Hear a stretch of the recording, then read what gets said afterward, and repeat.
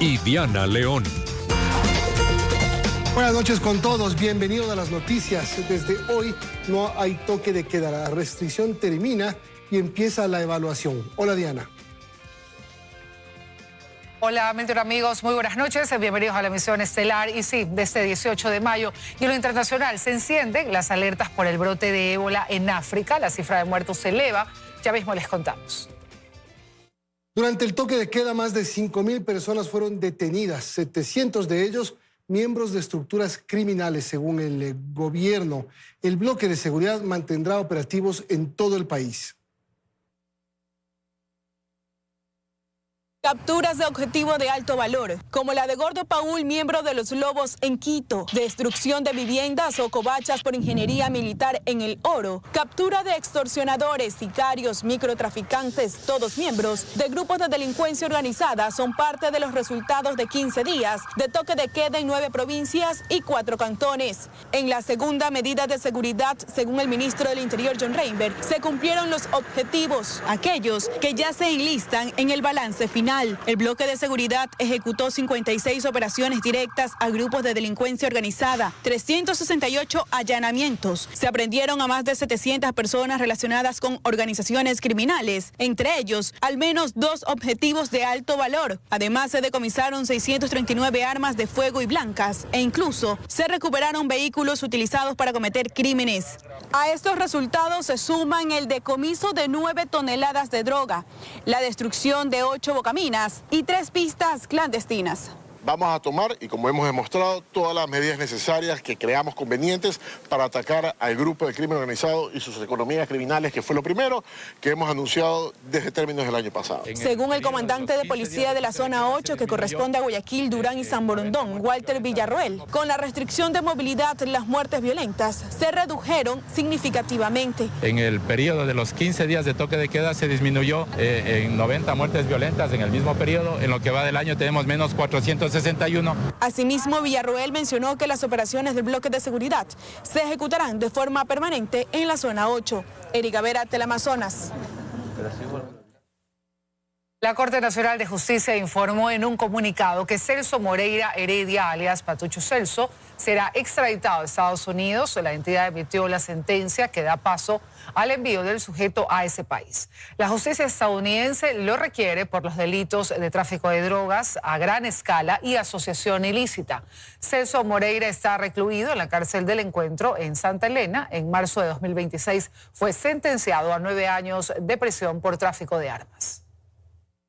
Atención, hay cambio de comandante en la Fuerza Naval del Ecuador. El presidente Daniel Noboa, mediante decreto ejecutivo 388, designó al contraalmirante Pablo Iván Pazmiño Manrique como nuevo comandante general de la Marina, en reemplazo del vicealmirante Ricardo Hunda Serrano, quien estuvo al mando desde noviembre del año pasado. El nuevo comandante de la Armada venía desempeñándose como jefe del Estado Mayor de la Marina. Alexaf ya afronta cargos por lavado de activos en Estados Unidos. Su nueva extradición a ese país revive el escándalo del sistema Sucre en Ecuador, donde quedaron varios cabos sueltos. Era 2011 y en la Venezuela de Chávez el régimen ofrecía un plan masivo de construcción de viviendas. Gran misión, Vivienda Venezuela. Tras bastidores, una millonaria operación que 15 años después aún deja rastro. Participaron 2 empresas, una venezolana y una ecuatoriana. Esta última, Foglocons, vinculada a Alexap, ahora nuevamente en manos de la justicia de Estados Unidos. Foglocons enviaba a Venezuela paneles para la construcción de viviendas prefabricadas y recibía pagos en bolívares cambiados a Sucre y posteriormente liquidados en dólares en el Banco Central del Ecuador. El caso es que por muchas de esas exportaciones se pagó más de lo que se debía y otras simplemente no se hicieron, pero se pagaron. En estas transacciones se movieron por lo menos 160 millones de dólares entre 2012 y 2013. Ese año, 2013, la Fiscalía de Galo Chiriboga abrió una investigación y ordenó el bloqueo de 57 millones de dólares en las cuentas de Foglocons. No obstante, en 2014 una jueza de primera instancia anuló el caso y ordenó liberar los fondos. En 2016, aquello era ratificado por una sala de la Corte Provincial del Guayas, compuesta por Fabiola Gallardo, Johan Marfetán y Manuel Suárez. Este último falleció en 2022. Los otros 2, Marfetán y Gallardo, a la fecha están presos por corrupción judicial en el caso Purga. Aquí, Miguel Ángel Loor, actual presidente de la Liga Pro, actuó como abogado de Foglocons y tras el desbloqueo recibió de la firma 36 millones de dólares. Salvamos muchísimo dinero que estaba retenido y salvamos que esta gente se vaya a la cárcel. Es un trabajo nuestro. Para esta operación fue fundamental el sistema Sucre, un mecanismo de pago electrónico impulsado desde Venezuela, al que ni bien posesionado se sumó el régimen de Rafael Correa. En 2007 disponía vía decreto la necesidad de contar con una nueva arquitectura financiera. El decreto lleva además la firma del entonces ministro de Economía, Ricardo Patiño. En 2022, la Comisión de Fiscalización de la Asamblea levantó un informe en el que se señalaba que parte de los fondos movidos a través de este sistema fueron a parar a la campaña del binomio Correa-Glass en el 2013. Rafael fue el que me dijo, Sistema Unitario de Compensación Regional. El sistema y la moneda. Con Alex Saab nuevamente en manos de la justicia de Estados Unidos, el gobierno ecuatoriano ha ofrecido entregar información. Carlos Acoto, Teleamazonas. Y ese lunes en la Corte Nacional de Justicia se reinstaló la audiencia del caso Sinohydro, proceso en el que la Fiscalía General del Estado procesa a 21 personas por presunto cohecho durante la construcción de la planta Coca-Cola Sinclair, incluido el expresidente de la República, Lenín Moreno. En ese cuarto día, la Fiscalía General del Estado continuó con la presentación de pruebas y testigos. Nueva demanda en contra de Progen abre luces sobre la ruta del dinero entregado a la fallida empresa estadounidense. Joseph Reed, exgerente de proyectos en Estados Unidos, pide el pago de sus haberes y revela algunos gastos de Progen con el dinero de Select. La empresa estadounidense Progen se enfrenta a una nueva batalla judicial en la Florida desde el pasado 7 de mayo, cuando su exgerente de proyectos, Joseph Reed, interpuso una demanda para el pago de sus remuneraciones. Según el documento al que accedió Teleamazonas, Reed acordó con una empresa un pago de $85,000 anuales. Lo contrataron en septiembre del 2024, justo apenas firmaron con Select el jugoso contrato. Pero un año después, el funcionario de Progen cuenta que dejaron de pagarle hasta ahora. Dice, los demandados afirmaron que la falta de pago se debía a la falta de fondos. Dato importante en la intención de seguir el rastro del dinero de Progen, pues para entonces ya la cuenta estaba vacía. El mismo funcionario que demanda a Progen revela parte del uso del dinero. Habla de la compra de un rancho valorado en $10 millones, de pagos a familiares de empleados por la compañía y que buscaban adquirir otras propiedades comerciales. Parte de estas adquisiciones las hemos documentado, por ejemplo, con información de la compra de esta casa en la Florida, adquirida por Andrew Scott Williamson, el representante de Progen, en $2.7 millones en diciembre del 2024. Justo cuando Progen debía entregar generadores funcionando al país, su representante se compró una mansión en Miami. Y todo esto sin haber generado un solo megavatio en Ecuador. Esa ruta del dinero es la que varios exfuncionarios de Select pidieron que se investigue. Es la que subcontratistas impagos por Progen han pedido que se siga. Esa ruta del dinero pagado a cambio de nada es la que Fiscalía aún no la tiene. Fausto Yepes, Teleamazonas. La Contraloría General del Estado aprobó un informe que determina responsabilidades civiles y administrativas por $18,8 millones en Petroecuador tras detectar irregularidades en la liquidación de un contrato para sistemas de compresión de gas en el campo Sacha. El examen concluyó que el acta de finiquito del contrato fue suscrita sin los criterios jurídicos necesarios y permitió pagos e intereses calculados retroactivamente desde 2010 hasta 2021, generando un perjuicio económico al Estado superior a $9,4 millones. El Ministerio de Salud entregó $2,4 millones en medicamentos e insumos en hospitales de Pichincha y Guayas. Esta es una de las primeras acciones del nuevo ministro Jaime Bernabé. Sin embargo, médicos explican que por ahora solo está financiado el 31% del presupuesto.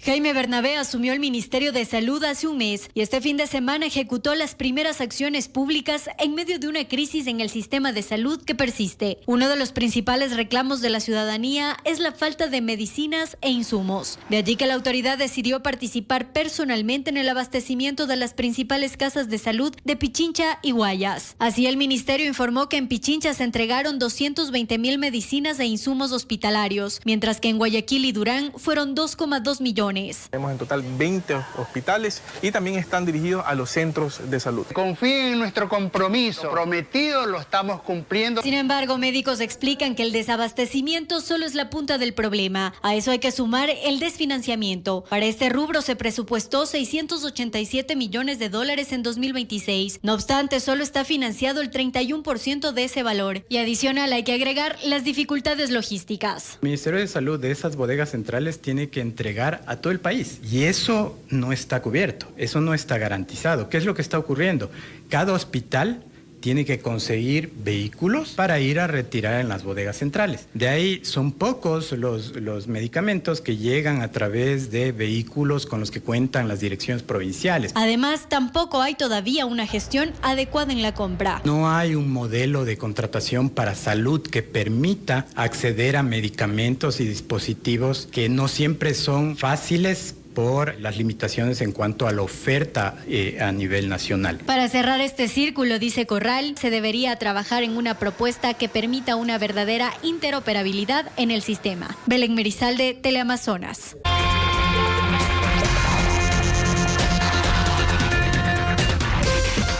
Seguimos hasta el mes de octubre. Se descartarían los cortes de energía en el país debido a que el embalse Mazar está a 2 metros de alcanzar su máxima capacidad. Bernarda Ceballos está con nosotros y nos amplía los detalles.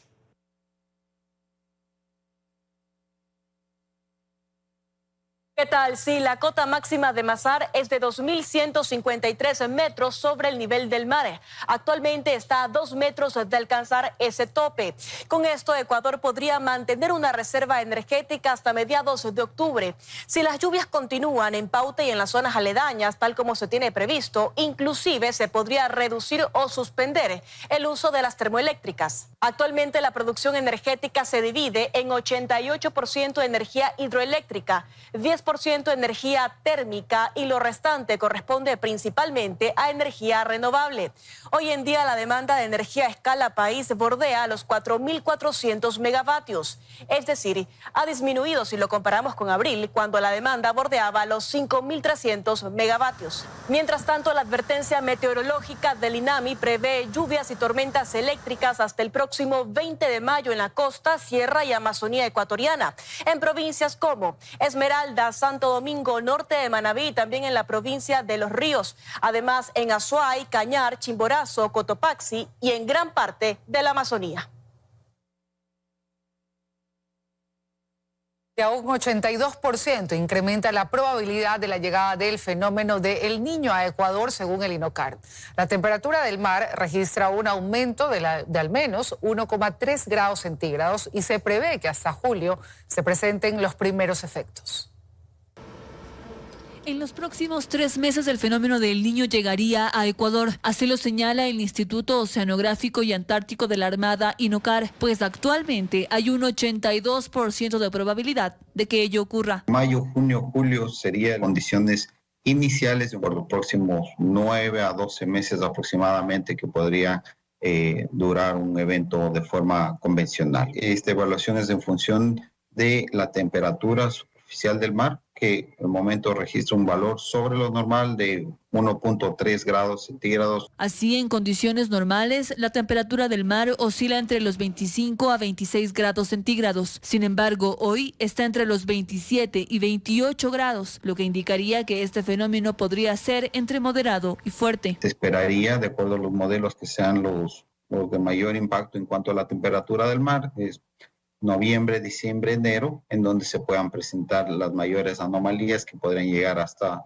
2 grados centígrados de forma general. Por ahora, el buque Orión de la Armada se encuentra haciendo un levantamiento de información, pero el Instituto Nacional de Meteorología e Hidrología, INAMI, explica las condiciones que se deben cumplir para declarar oficialmente la llegada del Niño. Y una de las principales es que la temperatura de superficie del mar se mantenga por encima de su promedio, por lo menos entre 3 a 5 meses. Por ahora vamos a cumplir un mes. Actualmente ya existe un estado de observación. Mientras tanto, en las próximas semanas Ecuador estará en una etapa de transición a la época seca, lo que también será determinante. Sobre todo a partir del mes de junio, julio, lo que ocasionará es que la temperatura ambiente se mantenga entre 1 y 2 grados por encima de lo que normalmente ocurre. En esta época del año tenemos un sistema que es bastante importante para nosotros, como el anticiclón del Pacífico Sur, y en varios eventos del Niño ha sido el responsable de contrarrestar esos efectos. Por ahora se mantiene activa la alerta meteorológica número 35 por lluvias y tormentas, y se prevé que en la Amazonía estén los eventos más fuertes. Lucía Clavijo, Teleamazonas.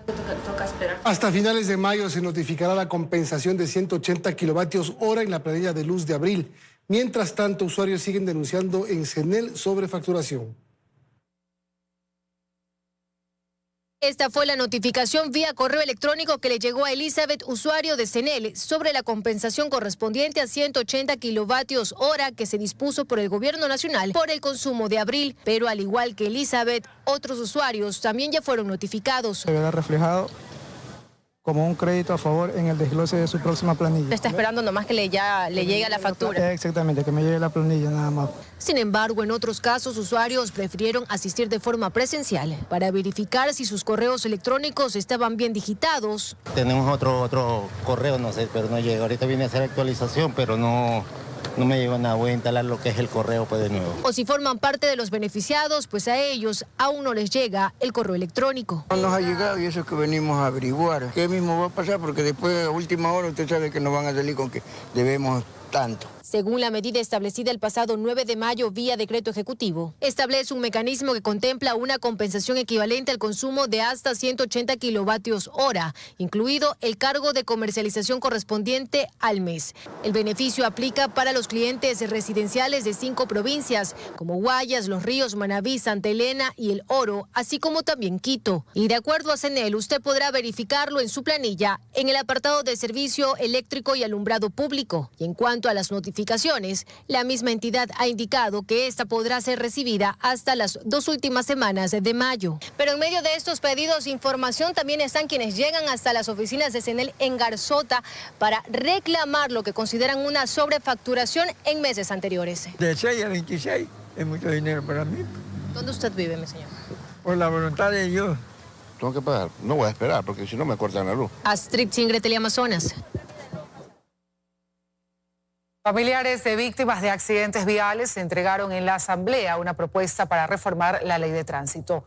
Piden, por ejemplo, que un conductor reincidente en accidentes de tránsito se le retire la licencia definitivamente y que ante la fuga del conductor un tercero se haga responsable.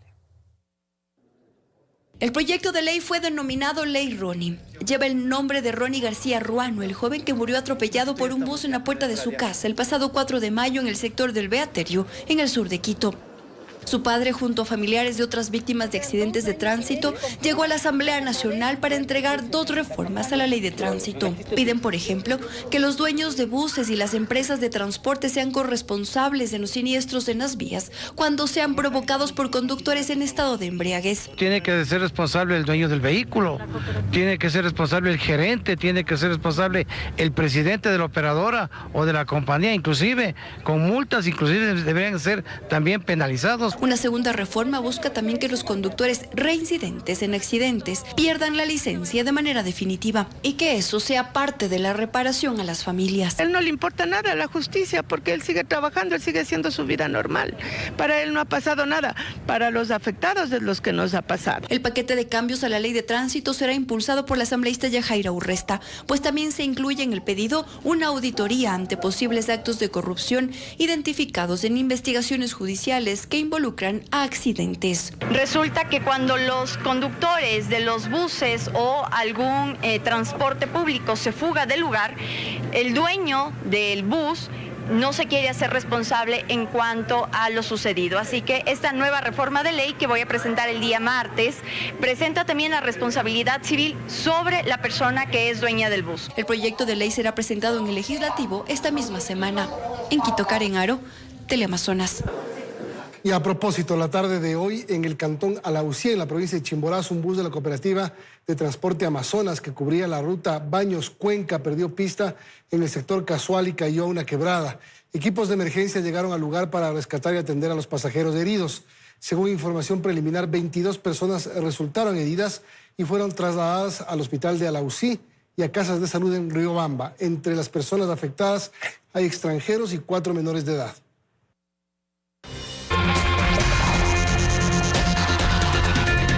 Seguimos, las cajas comunales y de ahorro crecieron en un 20% en el último año, superando incluso el número de las cooperativas de ahorro y crédito. Para mayo de 2026 se registraron al menos 750, pero solo 36 cumplen hasta el momento los requisitos para formalizar su actividad. Las cajas comunales y de ahorro, conformadas por un grupo de socios de un núcleo común como familia, compañeros de trabajo, vecinos y otros, se han incrementado en el último año. Hasta abril de 2025 se registraban 575 cajas de ahorro. Sin embargo, para abril de 2026 esta cifra se incrementó en un 20%, llegando a 750 y así superando a las 390 cooperativas de ahorro y crédito que operan actualmente en el país. Sin embargo, hay quienes consideran que ese número es un subregistro. Cuando la superintendencia se creó en el 2012 y cuando empezó a recibir información para la adecuación de estatutos a inicio del 2013, se llegó a tener conocimiento de que existían más de 50,000 de estas estructuras. Por este crecimiento, la Junta de Política y Regulación Financiera emitió esta resolución en mayo del año pasado para que las cajas comunales y de ahorro cumplan ciertos requisitos para regularizarse y pasar a formar parte de un catastro. El plazo finaliza en noviembre, pero hasta la fecha solo 36 lo han hecho, lo que ya genera preocupación. Ellos juegan en ligas mayores, pero realmente no están preparados para eso. Es que ha habido un abuso de estas figuras. Utilizando este nombre, están realizando actividades de intermediación financiera ilegal. Los consultados explican que la labor no es solo el control, sino más bien el reto está en la educación financiera. Debería publicitar que estas instituciones que no tienen seguro de depósitos. La falta de educación financiera que hace que las personas piensen que una oportunidad de ganar más tasa o de recibir un crédito muy alto, casi sin cumplir requisitos, sea una oportunidad. Ahí es donde tenemos que trabajar. Belén Merizalde, Teleamazonas. El camarón y banano se posicionan como los productos más exportados en el primer trimestre de 2026, a diferencia del cacao, que bajó un 59%. Estados Unidos, la Unión Europea, China y Rusia son los mercados donde ingresan más productos ecuatorianos. Entre los principales productos más exportados de Ecuador se encuentra el camarón, banano y plátano. Aquellos registran un incremento de 14 y 12% respectivamente, según el último reporte de la Federación Ecuatoriana de Exportadores FedExport. Javier Rosero, presidente ejecutivo de dicha federación, menciona que el incremento se da por calidad y mejor oferta en el mercado. Ecuador se ha vuelto un proveedor fiable. Y esto es algo que en los negocios internacionales tiene mucho valor. Sin embargo, esto no pasa con el cacao y sus elaborados, que registraron ingresos de $542 millones, monto que representa una caída interanual de 59%. Un incremento en la oferta y las expectativas que existen de los compradores internacionales en cacao, hayamos tenido una contracción en los precios futuros de este producto agrícola. Los miembros de la Federación Ecuatoriana de Exportadores están conscientes que factores externos como la guerra en Medio Oriente, cambios climáticos y balanza comercial influirán en las exportaciones en el último trimestre del año. Los productos ecuatorianos son apetecidos por Estados Unidos, la Unión Europea, China y Rusia, mercados que han permitido que Ecuador contabilice $5.913 millones en exportaciones no petroleras de enero a marzo 2026. Erika Vera, Teleamazonas.